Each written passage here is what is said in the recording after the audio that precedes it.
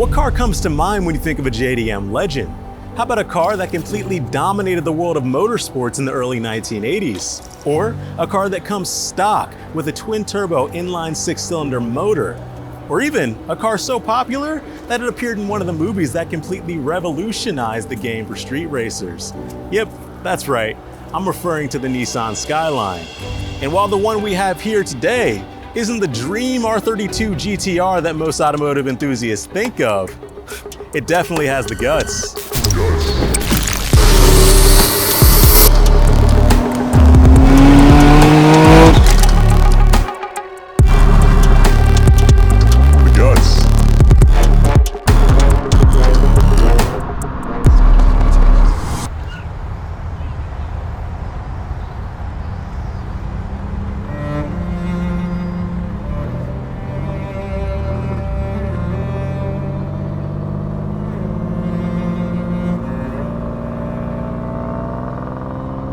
Michael, what's up, dude? How's it going? Good. How you doing? Good to see you. Thanks for coming out. For sure. So first of all, this, all this. Tell me about this car. How'd you get this thing, and why did you get this thing? So this is a 1992 GTS 4 sedan. Backstory: I had a 91 R32 GTR. It was my first JDM car, and I loved it. I fell in love with it. I fell in love with just like right-hand drive. It doesn't have to be JDM. I've had some right-hand drive like UK imports too, and they're cool. But it was the thing that got me into them. I knew I wanted another Skyline. I wanted another 32. I wanted another GTR, but like the coupe thing was killing me. And this is 2020, so now the prices had skyrocketed for the GTRs. Anyways, I came across this car. I hated the stock body. I did not like how narrow it was. It was like, I tried letting it grow on me. I tried forcing it to grow on me, but I could not. It was just slim as bad. The first iteration of this car was actually a custom one-off Pandem kit that we made for it. Okay. So we took a Pandem kit and cut up the rear quarter panel, the rear quarter overs, to make it to where the rear doors were still functional. To my knowledge, the only one in existence. And now it's over on a car in California. We did studs, head gasket, we extended the oil pan, we put a aftermarket oil pump on it. It had a HKS rail with ID 1200, 1300s, and a custom VR fab, turbo manifold, and just some goodies, some good stuff to keep it safe and to make power.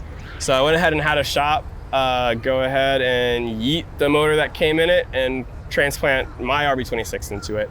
Sedan allows me to put the wheelchair, take it apart and put it in the back, or where the back seat used to be, which is a lot easier than having to swing it over a shoulder or anything. Sure. Yeah, I think it looks better too now. Yeah, this is my favorite Skyline. The GT4s are my favorite by far. Yeah. I absolutely love the body style. I'm a four-door guy myself, so always been about the four doors. And I didn't even know these existed until probably, I want to say 6 years ago, when I was really starting to get into Skylines and really starting to get into the RB26, even the RB20. I've ridden in a car with a guy who owned an RB20 Skyline, just an R32, an R32 GTST, and it was amazing. Such a fun car. That motor has so much character, and it's just so much fun. So I've always wanted one, so I'm so glad this is a four-door. I absolutely love it.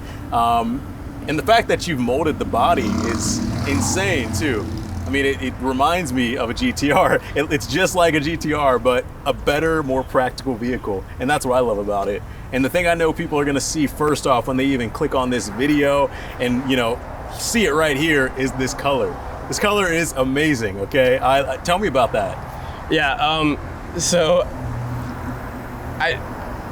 the reason why I went with this color, this is the 4V6, I think, is the code. The quicksand beige Toyota color. I went with it because I wanted to do something stupid where the GTR's rival, like the Skyline's rival, is the Supra. So I wanted to put a Toyota color on the car just to like, for laughs, whatever. Yeah. I also just love the color. I've been a fan of like Nardo since since I ever saw a car in Nardo. And then every single color that anyone has come out with since then, that is just a gloss color without flake and everything or pearl. And those are just my favorite colors on a car. Yeah. Like I could never paint it another color and think that it looks as good as it does now. So like it's just gonna stay this color, and yeah, I love it as much as you do on your truck. Oh yeah, definitely one of a kind, man. And the wheels too. Let's talk about the wheels. Which wheel choice did you go for this car? They are Grandlight 57 DRs, 18 by 10.5 plus 12. Okay. I was seeing, so because it is OEM GTR width now, I just went ahead and tried finding like the cookie cutter, like as most aggressive GTR fitment wheel that you could get. And everyone does 18 by 10.5 plus 15s. And I was seeing cars that had that. So I went ahead and I got silver RPF ones in that spec. And I put them on and they look great, they fit great, but like there was a little bit more aggressiveness that could have been there. Yeah. And I decided I didn't like the silver, and I decided that I wanted to go with something other than RPF ones for once, because I have them on a lot of cars. I've bought too many sets of T's to justify buying any more sets of T's for myself. Yeah. So I went ahead and did Graham lights because I wanted to do something different. And then once I put them on here too, Graham lights are, there's like 3 different sizes of spokes. You have T's, which are thick boys, Graham lights, and then like Advans. And like once I put these on here, I wouldn't want T's. Like I think the thickness of the spokes is perfect. Like whenever I got these on here, I fell in love with it again. Then your tires as well too. What are they wrapped on? I think they're just Firehawks. Okay. Right? Gotcha. I don't remember. Because I haven't seen. There's a lot of websites I'll go to try figuring out wheel and tire fitment. Yeah. And they've worked sometimes and sometimes they don't. So at this point, I've gone the route of buy a cheap tire that still works well so I can run the life out of it. So like not just like waste it with getting the wrong size. I'll run the life out of these, but I'm still gonna change the size afterwards. Okay. But it's just a trial thing. They're good for now, for sure. Yeah. Now, of course, what's going on under the hood, man? Car looking like this cannot just be making stock power. So yeah. What's going on? So it has the RB26 from the GTR. Okay. It already had the head gasket, studs, the oil pan extension, the oil pump, fuel rail injectors. So Tomei oil pump, Tomei manifold gaskets all around, Tomei adjustable cam gears, Tomei timing belt, R35 coil pack conversion kit. Okay. So it went from a 6466 down to the Boost Labs BL54X, and then up to the BL58X with T51R mod. So it makes all the whistly boy noises. Yeah. So that's the turbo that we're running. I had a custom made intercooler kit with a Garrett 800 horsepower core, Greddy intake manifold with the Greddy throttle body. Okay. I had originally gotten the intake manifold and a Bosch drive-by-wire throttle body to go along with it, and we're making 570-ish horsepower. That is a healthy amount of power. Any like little touches that you want to throw out too about the car? Any things that you're kind of really proud of when you look at it? Just the whole thing. Yeah. I just love this car. It's been like the biggest headache in the world for me. Like it's been that car that like I feel like every car enthusiast has, where it's like you love it, you're not gonna get rid of it, but like every time one little inconvenient thing happens, you're just like, I'm selling you tomorrow, like get out of here. Yeah. And then it takes fixing that thing and then getting back in the car to be like, all right, you're staying, it's okay, everything's fine. I've had that more times than I can remember or count.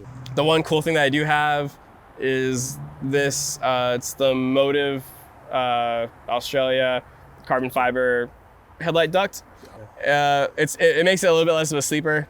I have a really cool horn button that a good friend of mine, and he sent me a link to these like custom horn buttons. As soon as he sent it to me, I clicked it, bought it, and had it shipped over. It was like, I love that thing.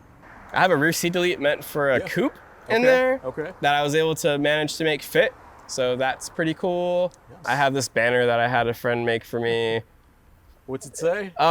So it's kind of a homage to all of the people with European cars, like all the European guys that have like the reverse text front license plate that says like move over or whatever. Yeah. So this is reverse text Japanese, and it just says "look out." Gotcha. So, Okay. but I wanted something like, I wanted a banner and I wanted something unique and cool. And I have a neighbor that has that plate. So I saw him driving his BMW and I looked at it and I was like, all right. Like, I just like the idea popped up. So that little thing's there and that's it.